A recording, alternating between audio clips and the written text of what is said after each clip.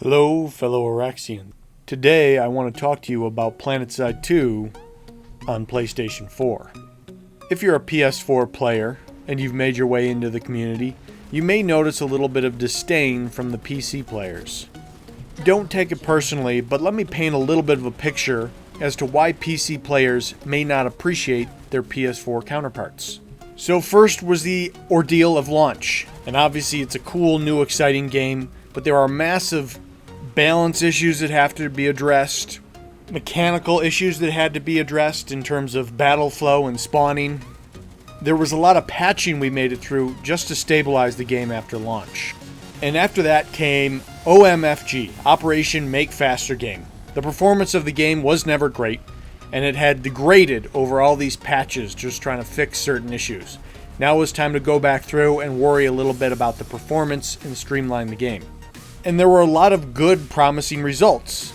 And players thought, wow, finally, we fixed the launch issues, we fixed some performance issues, now let's get down to fixing the core mechanics of the game. Let's make it more immersive, let's add some more content, let's make this more like the glory of Planetside we remember.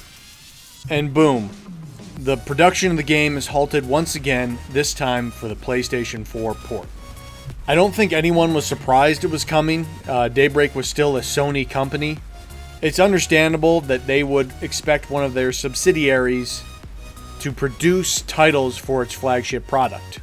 It was just pretty disappointing from the player base's perspective because it meant halting the meta development of the game yet again. And on top of the development halt, every patch that merged the code seemed to make the PC client perform worse and worse. So hopefully that's a little bit of insight for PS4 players into the PC players' struggles. But what I noticed is there's not much of an effort of the PC players to look into the PS4 players' struggles.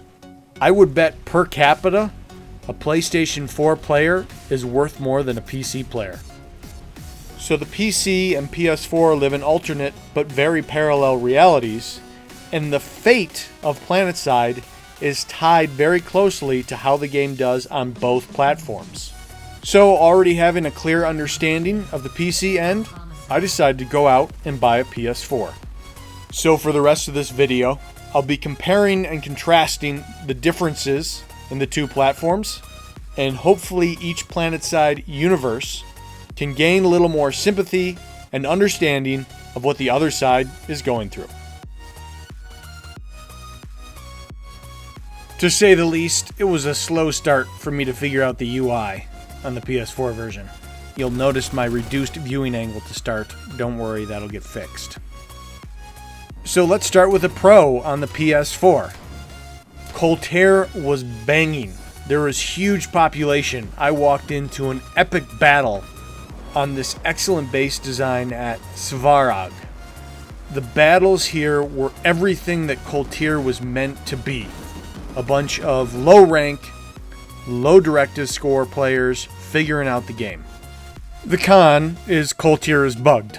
If one faction is able to cap all of the territories, Coltair locks, and I don't think it opens again until the server resets, because it didn't reopen for the next 48 hours. One of the pros is everything is 3 seconds. Redeploy or join combat, boom, you're off. The con is I forgot how horrible it is playing this game not on a solid state drive. If you're on a PS4 or if you're on a PC that still doesn't have a SSD, load times everywhere. A con on the PS4 that goes hand in hand with this is if you do hit instant action, it doesn't tell you where you're going. You don't have time to object. You may get booted off the main continent with a painfully long load time. And then if you want to get back, you might be stuck in queue if it's full. One of the cons on PC is that if you find a small 1-12 fight that you're doing well in, inevitably the enemy is going to pull up a few maxes to dump on you. But on PS4, who am I kidding? It's the exact same thing.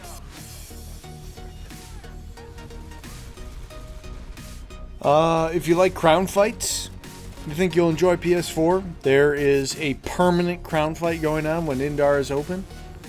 especially if you can fight someone over that land bridge between TI and the Crown. If you're on PC and you thought proximity chat was bad, imagine no one having a push-to-talk button. You can hear every moped that goes by, every kid screaming in Planetside on PS4. Now there's one final area I want to touch on before I go, and that is performance. The performance on the PS4 is unbelievably awesome.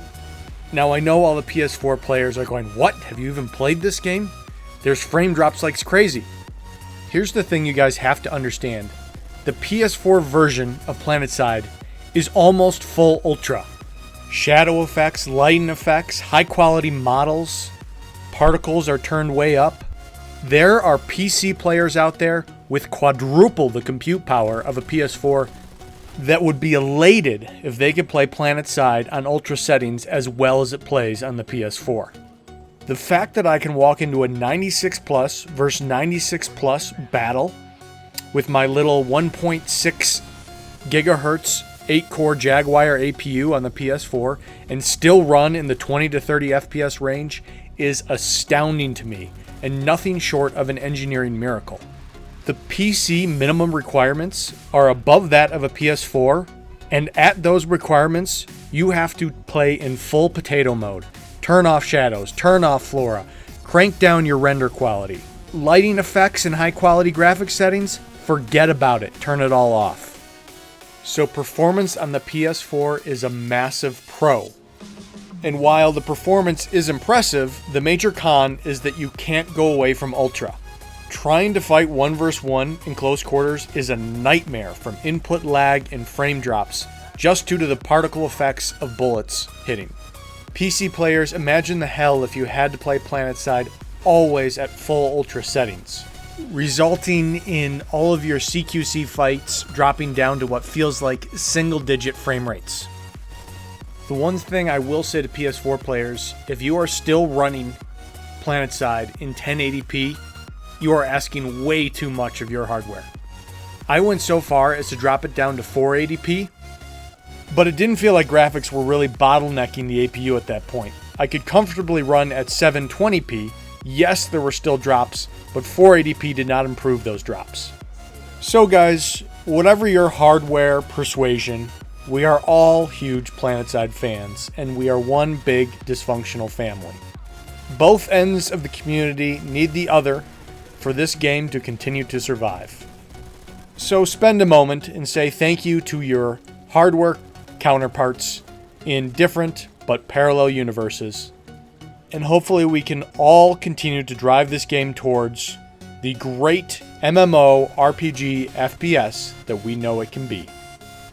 That's all for now, folks, and I will see you Planetside.